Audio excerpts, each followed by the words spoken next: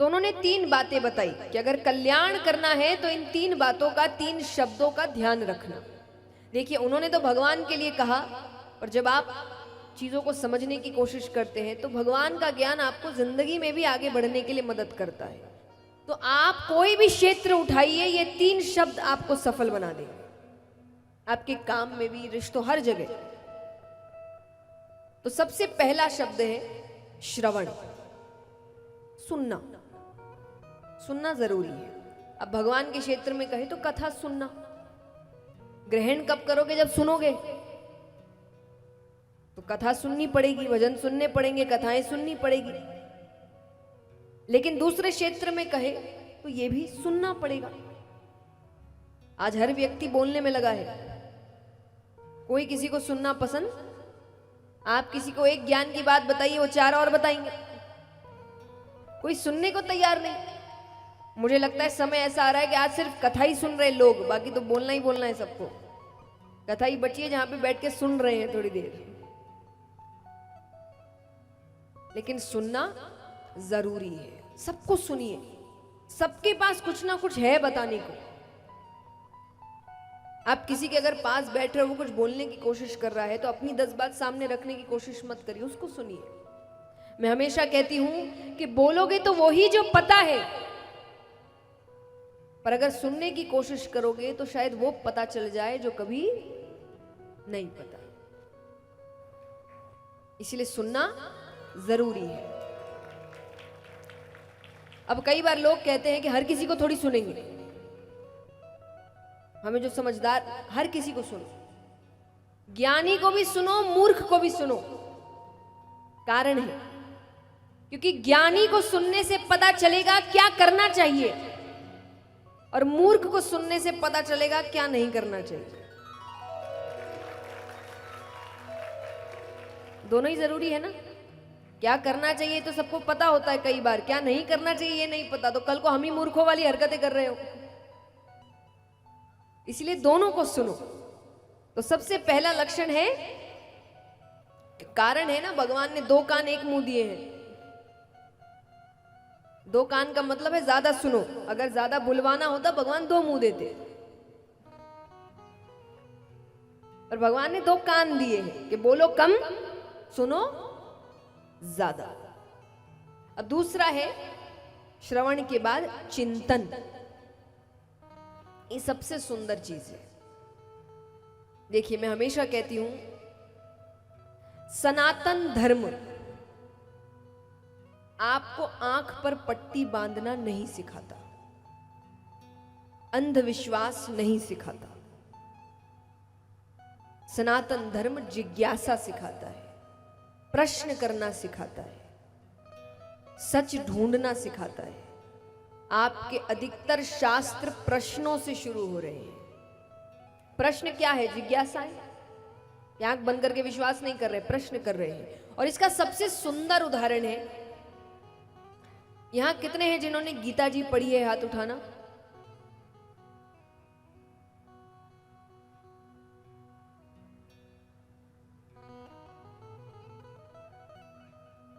अच्छी बात है, इतने कम हाथ उठ रहे हैं। आपको पता है ना, हम अकेले हैं जो अपने शास्त्र नहीं पढ़ते, बाकी सब पढ़ते हैं, बचपन से पढ़ते हैं, जो बहुत अच्छी बात है। हम अकेले हैं जो नहीं पढ़ते, और घर में सबके होगी। बस रखेंगे, हाथ जोड़ेंगे। एक निवेदन है, इन 7 दिनों में अगर आपको मेरी कही कोई भी बात भी अच्छी लगे, कथा थोड़ी भी अच्छी लगे, तो पहला काम अगर आप कुछ कर सकते हैं तो जाकर गीता जी पढ़िए। सबसे निवेदन है, ठीक है? चलिए, पढ़ा नहीं, पता तो होगा उसमें क्या है। क्या है? सर इलाव खा लिया, बताइए गीता जी में क्या है? भगवान और अर्जुन के बीच बातें हो रही हैं। अर्जुन क्या कर रहे हैं?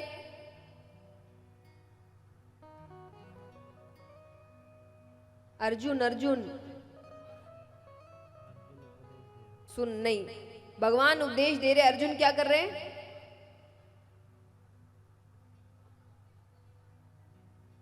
और सोचो, दिमाग लगाओ।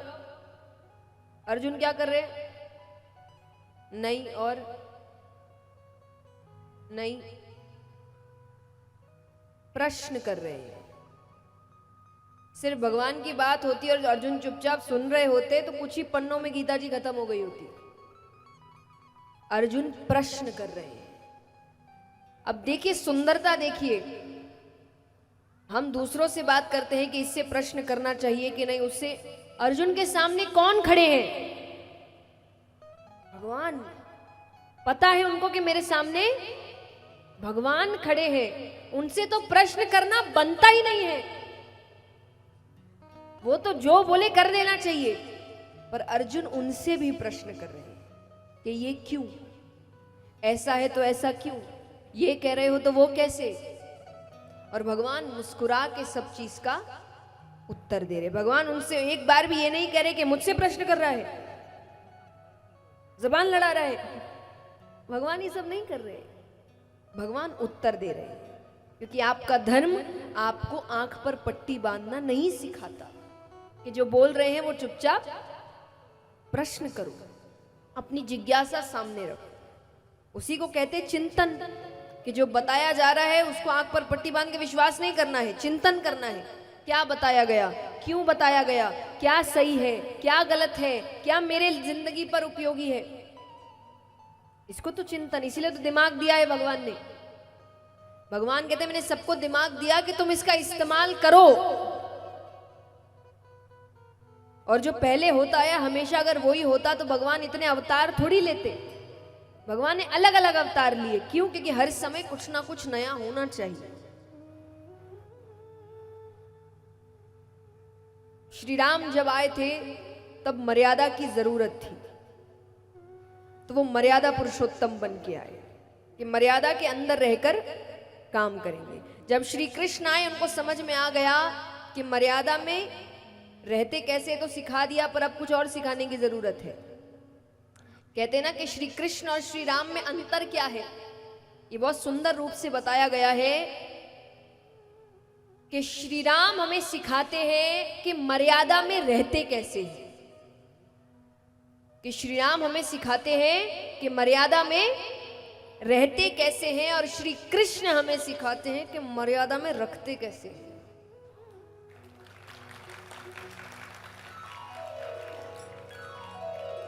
श्री राम कहते हैं तुम कितने ही बुरे बन जाओ मैं अच्छा ही रहूंगा। श्री कृष्ण कहते हैं तुम जैसे मैं उसका डबल। तुम अच्छे तो मैं डबल अच्छा, तुम बुरे तो मैं तुमसे ज्यादा बुरा।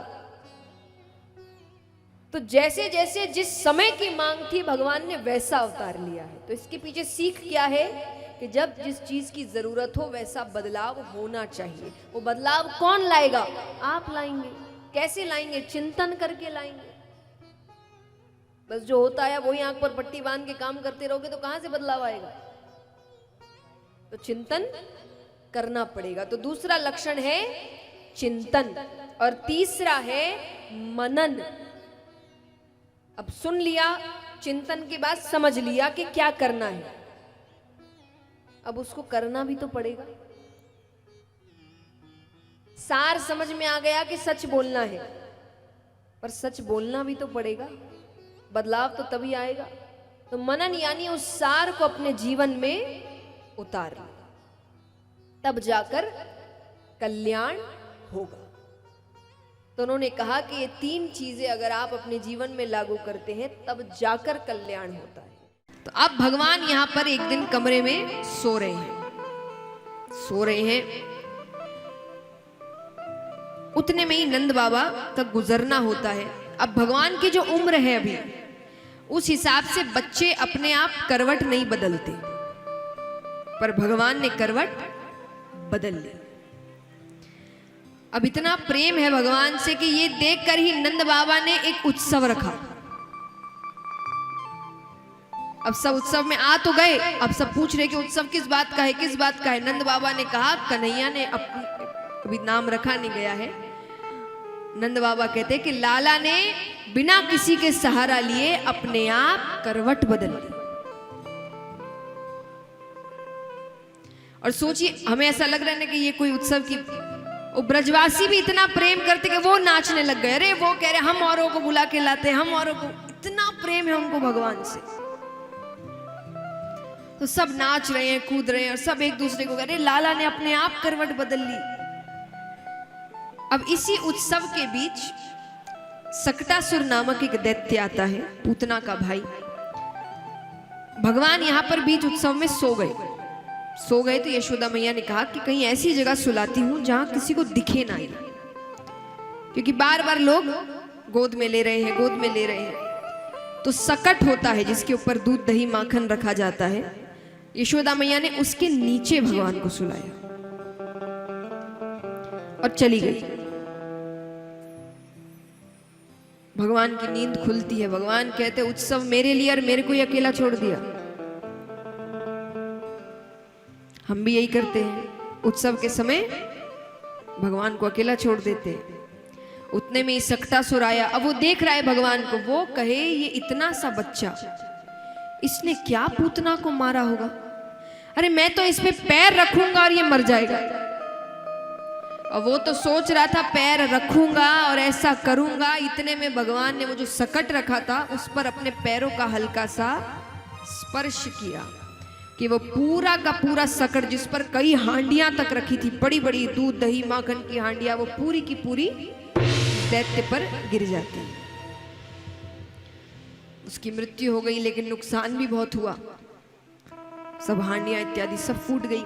ये दोनों तरफ था। भगवान ने उसका भी उद्धार किया और यहाँ लोगों को भी बताया कि जब उत्सव मेरे लिए तो मुझे क्यों अकेला छोड़ा। तो यहाँ सब दौड़े दौड़े आते, आवाज सुन के फिर ब्रजवासी कहे अरे बाबा बाबा, आज तो फिर भगवान ने लाला को बचा लिया।